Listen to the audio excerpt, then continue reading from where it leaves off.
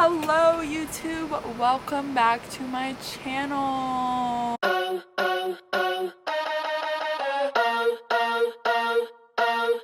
So today I'm super excited because I'm going to be traveling back in time to the time that I spent abroad in Spain, which also happened to be the best time of my life, but it got cut 2 months short and I ended up back here in suburban New Jersey. But we're not going to talk about that. We're going to talk about my experience living with a host family. It's something I've been wanting to do since I found out what host families are and how that whole process works, and study abroad was something that I was looking forward to so much. I feel like I should start by giving a little introduction so you know who I am, what my experience was with living in a host family. So I go to the University of Miami in Miami, Florida, and I am currently in the summer before my junior year, so I studied abroad for the second semester of my sophomore year. I decided to study abroad in Sevilla, Spain. I went through a partner program that's like partnered with my university, so it was called CA, and I studied at Universidad Pablo de Olavide.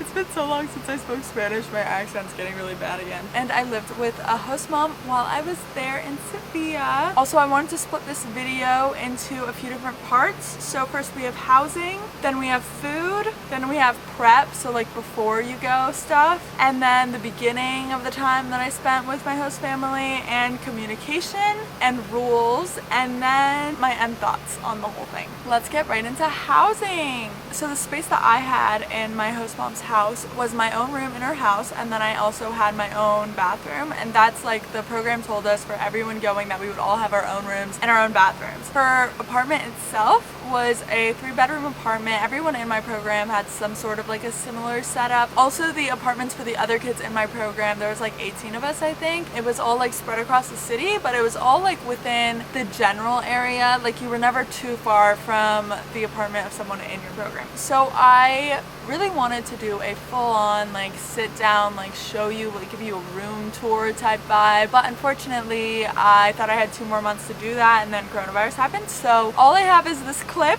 which I will insert right now. It was a pretty small room, I will say that, but it was all I needed, honestly, because I didn't even spend that much time in that room because I was always like, you know, out living my life because the pandemic hadn't happened yet. So I had a closet which had just enough room, a desk, but I never really used the desk. I mostly just like studied at school in like our library and stuff whenever I needed to, and a little twin bed, and then it had like storage underneath the bed too, which is where I put my suitcases. Yeah, it was very comfortable for me, honestly. Most programs will probably offer something similar to what my program offered in terms of how much space you have and stuff like that. Here's a picture, by the way, of me and my host mom. So now for food. So for my program, 3 meals a day were provided from our host families. So we had breakfast, lunch, and dinner at home. So I normally had breakfast and dinner at home, like in the house, but for lunch my class schedule was like in the mornings and then the afternoons, and it took me about an hour to get to class every day with like the metro and walking and stuff.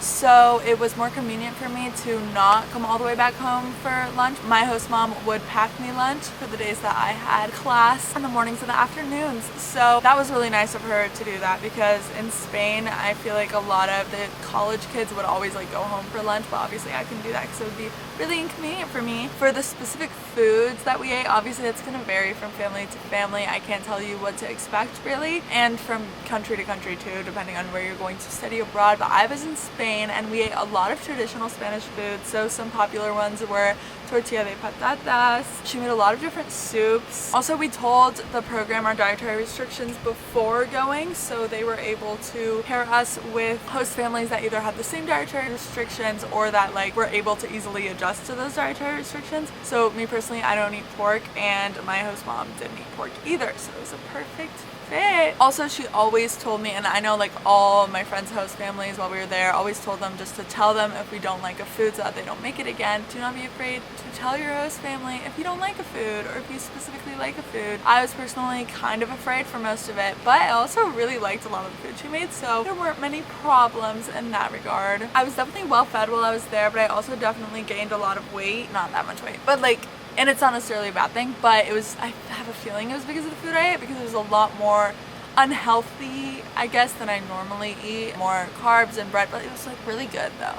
so I'm like not really that mad about it. But I do wish I could have probably like eaten healthier while I was there. Like that probably would have been a good thing. So just make sure you communicate with your host parents so you're eating what you want to be eating. But you also have to keep an open mind and don't be afraid to try new things, because it's definitely not going to be the same food you're used to eating at home, because it's literally a completely new country. Also, another thing for Spain in specific, eating times are really weird, like compared to the United States. They eat dinner at like 9:30 p.m. and honestly, after coming back from Spain, I eat dinner a lot later. Okay, now for preparations for before you go to the host family. My program in my school and like our study abroad advisors gave us our host family's contact information and like address and things like that like a few months before we went. But that's nice because you get to kind of like know them a little bit, so you know more of what to expect. I personally didn't talk to her as much as I probably should have before going, because I was a nervous wreck. I was absolutely terrified, and so I procrastinated it and I didn't talk to my host mom as much as I could have and should have, which isn't that big of a deal because once you go there, like you're obviously gonna develop a relationship with the person you're living with regardless of whether or not you talk to them beforehand. But I would have liked to have a little bit more information, I feel like, before going in. I just looked up like her address on Google Maps, looked at the street view, you know, like just trying to like get an idea of what I'm going into, which I recommend doing. And then also I looked like how close it is to certain stores, malls, my school, things like that, just so I can get an idea of like how I'm gonna get around. I'm a huge planner. I like need to know. The information that I recommend getting before you go from your host family is, first of all, like who else is gonna be living with you? Is it just that one person? Is it that person and their wife or husband? Is it that person and their kids? Also, I recommend seeing if there are any other students living with you. So now I am going to move on to the beginning, like right when you get there type vibes, just because that's what I had the most questions about. Basically what happened with my program is we had like an arrival day, so a day that we were all supposed to arrive, and a lot of us were on the same flight into Sevilla from Lisbon. So once we got there, our program people met us and they got us each cars to take us to our host families.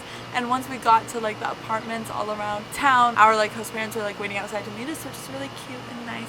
Anyway, so for my host family in specific, the first thing that happened is like she gave me a little tour, I put my stuff down, I got settled, we ate lunch, stuff like that. The second day we were there was like family day, so we like got to hang out with our host parents. My host mom took me on like a little tour of downtown Seville. It was really new and scary and overwhelming at first. You can go watch my vlog that I made of like traveling there. Right when I got there, I was literally about to cry. My emotions were up here for at least the first week, to be in her home and see like Spanish culture firsthand, because it's not just you and a bunch of other study abroad students. You're literally living with a person who has lived there her entire life. So I'm very thankful for my experience, but at the beginning it was terrifying. I will say that. It wasn't only terrifying because I was with a random lady in her home. It was terrifying because I was in a whole new country where I knew literally nobody. I went to study abroad knowing 0 people. Overall, we had a very positive relationship. We spent a lot of our time eating and watching TV. Communication. So this is obviously one that a lot of people have a lot of questions on. Not that anyone's asked me. Actually, it's a lie. I got a few DMs asking me about my experience with host families, which is so cool. I love getting DMs on Instagram because it makes me feel important, but I also just like don't like responding to them because it's a lot of work. Anyway, she only spoke Spanish. She knew 0 English. That's a lie. She knew like a few words here and there. I think she had learned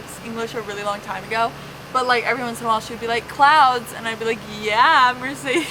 We only communicated in Spanish, which is hard for me at the beginning because, as I said before, I'm not fluent. I'm pretty good. Like if I was listening to someone speak, I think I'd understand about 90% of what they were saying. I definitely am not fluent, and I definitely was not fluent when I first got there, so it was tough at the beginning. But living with a host mom improved my Spanish so much because like there was no other option. It's not like class where you can be like in America where you're like, oh, I forgot the word for blah blah blah. Like obviously you can't do that. But every once in a while I would have to pull out a Spanish dictionary on my phone for like a word or something that I couldn't remember and I like couldn't work around in the conversation, you know what I mean? She wanted me to get better at Spanish, you know? Like she knew that was one of the reasons I was there, so she would really push me to do that, which is really nice actually. But also like don't stress yourself out too much because you will get so used to it, I promise. Keep in mind that they know that Spanish isn't your first language. They know that you are trying to learn, and so they will be patient with you. They'll speak slower than they usually do, and they will speak in a way so that you understand. I also wanted to go over the rules that we had because that was something that I was really curious about. My mom told me that one of her like coworkers or something, her niece, I don't remember, some girl went to study abroad abroad in some place, I don't even remember the place, and they had like curfew at 9:30 p.m. So I was stressed out about that a little bit. I think my mom was happy that that might be a possibility. And